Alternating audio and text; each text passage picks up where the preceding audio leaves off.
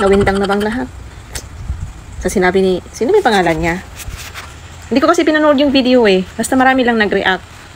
Doon sa sinabi niya, na magugulat ka na lang na ang sexy-sexy ng mga, ang sexy-sexy tapos magugulat ka ang itim-itim ng singit. Ano ba, tama ba yun?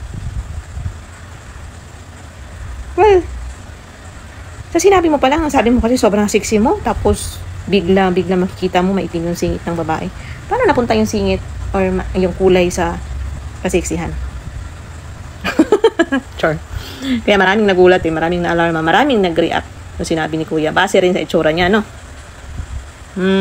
Ganyan tayo eh. Parehas lang yan sa sinabi eh, sa sinasabi na ang ganda-ganda mo sa personal, ay ang ganda-ganda mo sa social media, pero sa personal mukha kang A1. So kasalanan to ng mga filter. Pero yung sinabi niya kasi sexy mo, tapos magugulat ka na lang ang itim ng singit. May sinabi ba siyang maputi tapos may itim ng singit? Pagdating kasi sa mga singit, sa kilikili, normal yan na may kulay talaga yan dyan, maitim or makulimlim. Wala naman talagang maputi na singit, na ilok, na kilikili. Wala naman talagang maputi, no? Kahit yung mga artista, maitim din yan. Ang kagandahan lang kasi sa kanila, meron silang pera na panggastos, pampaputi, ganun. So, at ito naman, ang dami namang nag-react talaga sa sinabi niya. Kasi nga, manghinaway gani mo ka ng base po sa inyong itsura. Kung gwapo mo, gwapa, dapat manghinaway, gwapo, no? Pero normal na yan, no? Sa social media, hindi natin malalaman yung totoong nasasabi, yung totoong sinasabi, or content lang, ganun. Normal na yan. Eh, dami lang kasi mga himantayon ba, mga manghinaway, na kesyo ganun ang itsura niya, high standard, kung mamili. Hindi naman na ano yun, hindi naman nabago yun, no? Hindi naman nabago yan.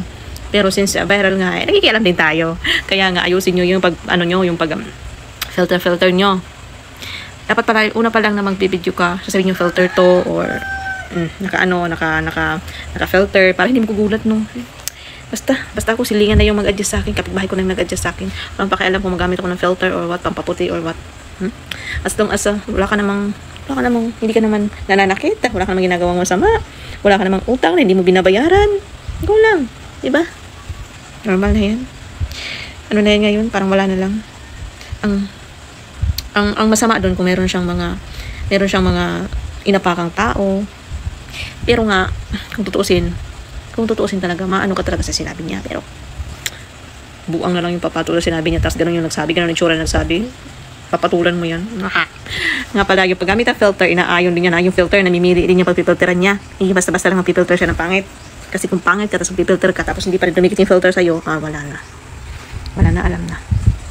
Ang kagandahan lang kasi, nabubulol na ako, ang kagandahan lang kasi, pag nag-filter ka, kung ano yung mukha mo, alam nyo na yan, Diyos ko naman, parang kayo kahapon lang pinanganak. At saka yung meron nag-react talaga na isang sikat na content creator daw siya. Natamaan siya kasi, siguro may itim yung singit niya. May itim yung singit ko, may itim kilikili ko. Kilikili ko, hindi naman masyadong maitim, pero makulimlim talaga. Singit, maitim talaga. Sus, ito man yun ang singit, pero ay lang mga kwarta ko paputi o na ako, mapalit ko mga pampaputi o sa ba. Ang importante dili baho, Ay naninyo nang hinawaya si kuya kay nakita naman gani sa nawong no, nakita na nga sa mukha niya, tapos sabihin niyo pang coming from you mo nawong kag bilat. Well, ako rin nagpost din ako na yang nawong murag bilat. Nakita daw siyang singit nga lagom. Hay nako, maalas mo lang pag nakakita ka ng nakatagpo ka ng arte na lalaki. Merong arte na lalaki, guys. Merong arte na lalaki na namimili. Maalas mo pag ganun, dapat pipili kayo hindi maarte. Yun, blessed ka na nun kung mapunta sa'yo na lalaki, hindi maarte. Yung mumukpangin talaga. Mumukpangin talaga yung sa'yo na walang kaarte-arte na hindi mamimili. Hindi ka sasabihan, ang itim naman, di ba?